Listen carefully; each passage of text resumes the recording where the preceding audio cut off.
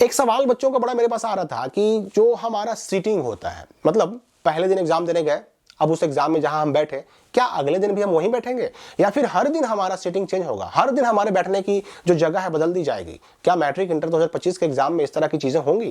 क्या हमारे सीटिंग को चेंज किया जाएगा? ये सारे सवाल आपका बिल्कुल स्पष्ट मैं करने वाला हूं इस वीडियो में। पहली बात आप ये समझ लीजिए कि देखिए, सीटिंग प्लान जो बनाए जाते हैं ना, वो बच्चों की संख्या के हिसाब से बनाए जाते हैं। अब यहां पर देखिए, अगर हम मैट्रिक के बच्चों की बात करें तो मैट्रिक में तो भाई मामला है कि आपका 6 सब्जेक्ट है, और अगर एक्स्ट्रा एडिशनल सब्जेक्ट आपने लिया है तो आपका 7 सब्जेक्ट है। अब अगर 6 सब्जेक्ट है तो मैट्रिक के सारे बच्चों का वही 6 सब्जेक्ट है। ऐसा तो नहीं ना है कि किसी का मैथ है तो किसी का मैथ नहीं है। अब इंटर में होता है कि मैथ नहीं है तो बायो है, बायो नहीं है तो मैथ है, किसी किसी का दोनों है। लेकिन मैट्रिक में ऐसा मामला नहीं होता, उसमें तो जो भी सब्जेक्ट है सबके हैं। तो मैट्रिक में सीटिंग नहीं बदलती। मोस्टली जो सेंटर वाले हैं मैट्रिक में सीट चेंज नहीं करते। मैट्रिक में जो बच्चे जहां एक दिन बैठ जाते हैं, हर दिन उनकी परीक्षा, हर दिन उनका एग्जाम उसी सीट पर होता है। मैट्रिक में एक बार सीट ढूंढ लिया, नो टेंशन। लेकिन इंटर में क्या होता है? देखिए, इंटर में सीट चेंज होता है, लेकिन सिर्फ इतना कह देने से भी काम नहीं चलेगा। सिर्फ सीट चेंज होता है कह देने से काम चलने वाला नहीं है। सीट चेंज होता है, लेकिन ये चीजें डिपेंड करती हैं किस पर? तो बहुत सारे सेंटरों पर भी डिपेंड करती हैं। इसमें देखिए मामला क्या है। अब फिजिक्स और केमिस्ट्री, अगर हम साइंस वालों की बात करें तो इंटर में फिजिक्स और केमिस्ट्री ऐसे सब्जेक्ट हैं जो सभी बच्चों के होते हैं। अब कोई बच्चा अगर बायो से भी है तो भी उसका फिजिक्स और केमिस्ट्री तो रहेगा ही रहेगा, और अगर मैथ से है तो भी उसका फिजिक्स और केमिस्ट्री तो रहेगा ही रहेगा। तो फिजिक्स के दिन जहां आपको बैठाया जाएगा ना, केमिस्ट्री के दिन भी आपको वहीं बैठाया जाएगा। ये 2 दिन आपका सीट एक ही रहेगा। अच्छा, बाकी इसको एक एग्जाम्पल से समझते हैं। मान लीजिए कोई एक सेंटर है, वहां पर 500 बच्चों को एग्जाम देने के लिए वो सेंटर अलॉट किया गया। 500 बच्चे का वहां एग्जाम होना है।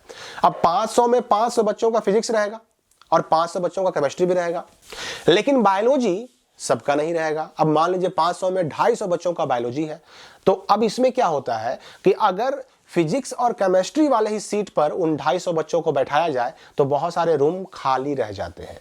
अब रूम में बैठने की व्यवस्था, बैठने की कैपेसिटी 40 बच्चों की है, लेकिन चूंकि बायोलॉजी में आधे बच्चे हैं, 500 का आधा, 250 ही है, तो इसमें क्या होता है कि वो रूम बहुत ज्यादा खाली रह जाता है। इसलिए क्या करते हैं सेंटर वाले कि ऐसे सब्जेक्ट जिनमें बच्चों की संख्या कम हो, उस दिन सीटिंग प्लान चेंज कर देते हैं, यानी बच्चों को एक साथ बैठाते हैं। तो आपका बायोलॉजी के दिन सीट चेंज होगा, मैथ के दिन सीट चेंज होगा।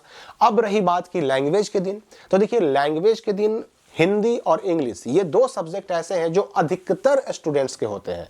तो हिंदी और इंग्लिश में अधिकतर सेंटर क्या करते हैं कि सीट चेंज नहीं करते, लेकिन कुछ फिर भी करते हैं। ये चीजें आपको एट द टाइम उसी दिन के एग्जाम के दिन ही, मतलब एग्जाम शुरू होने से पहले मालूम पड़ेगा।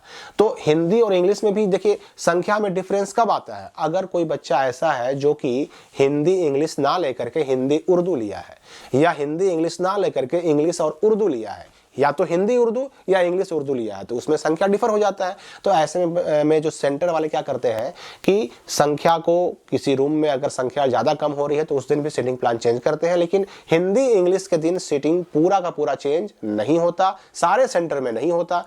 अब जो फिजिक्स केमिस्ट्री मैंने कहा कि सेम सेटिंग रहेगी। अब जो बायोलॉजी और मैथ की बात आती है तो देखिए इन दोनों मामलों में भी सेंटर पर ही डिपेंड करता है।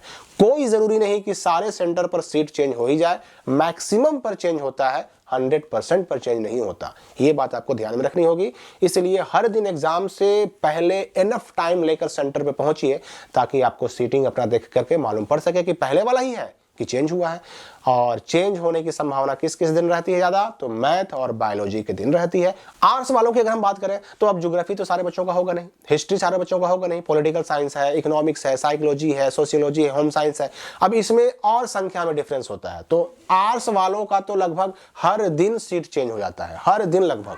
हो सकता है रूम आपका एक ही रहे, लेकिन सीट चेंज हो जाता है आर्ट्स वालों का, क्योंकि हर सब्जेक्ट में बच्चों की संख्या अलग अलग होती है। तो ये चीजों का ध्यान रखना है। सीट चेंज होता है, लेकिन कब और किस परिस्थिति में होता है, मेरे ख्याल से ये बात आप समझ गए होंगे। इसलिए इसकी फाइनल सूचना हर दिन के एग्जाम से पहले आपको मिलेगी। हम मिलेंगे अगली वीडियो में नए अपडेट के साथ।